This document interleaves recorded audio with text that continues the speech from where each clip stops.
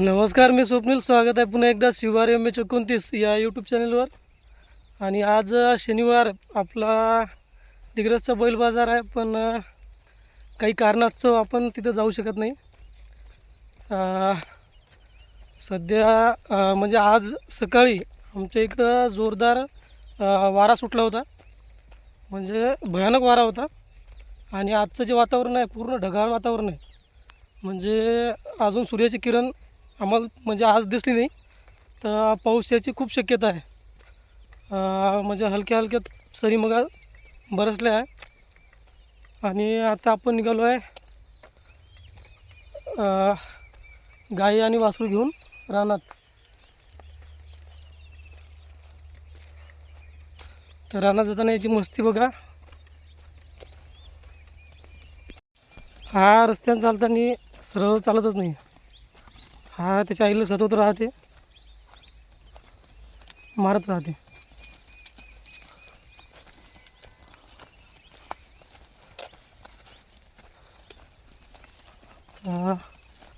तसं मी यायला धरून आणत होतो, पण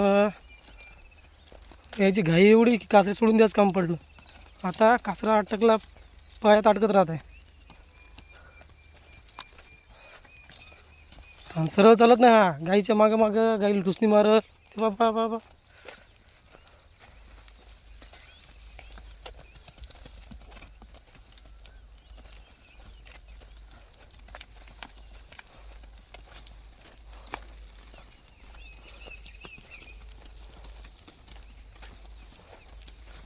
मागचे 7-8 महिने काही मी घरी नव्हतो.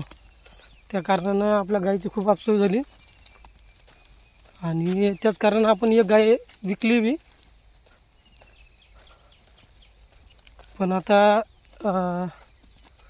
घरी आहो तोपर्यंत हिच्यासाठी आपल्याला चारा जमा करून ठेवायचा.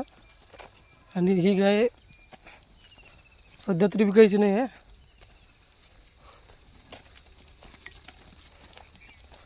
आपलं शेत जे आहे त्या गावाला लागूनच आहे हे शेत आपलं. हा रस्ता धुंदी या गावाकडे जाते, धुंदी गाठोडी असं आमच्या गावाचं नाव आहे. आणि धुंदीकडे जाणारा रस्ता आहे तो पांढरा रस्ता. ही आपली शेती.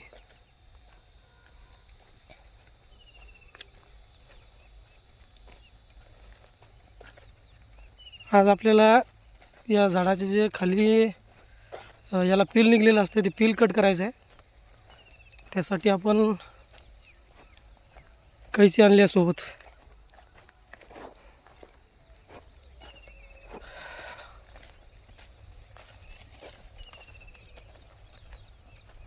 अशी आहे आपली सुरुवात आजच्या दिवसाची. आणि संध्याकाळपर्यंत बऱ्याच गोष्टी होतात. आता गाय चरायला लागली, ही चराल तोपर्यंत आपण पील कट करून घ्यायचं. ठीक आहे. हे बघा आपले संत्र्याचे झाडं आहे. काही झाडं आपले लहान आहे, काही मोठे आहे. म्हणजे याच्यात काय झालं होतं, आपण पहिले 18x18 लावले होते. त्यानंतर 9x18 असं अंतर ठेवायचं ठरलं आमचं. आणि मग परत एक साईड 9 फुटावर आपण संत्रा लावलेला आहे.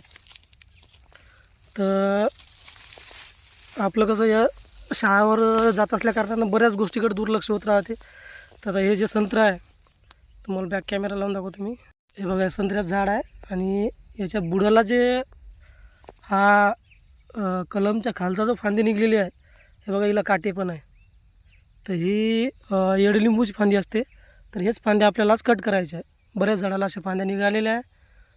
तर बघू आता व्हिडिओमध्ये समोर. ही फांदी आता मी कट करतो.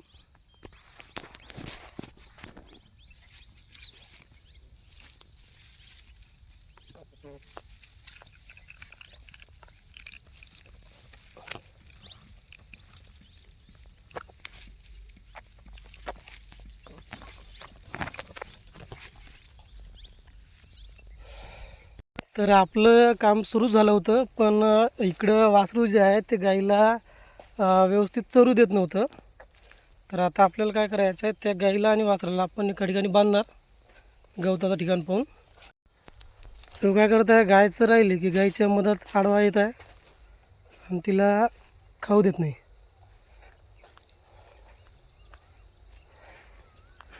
या साईडला आपले लिंबूचे झाडं.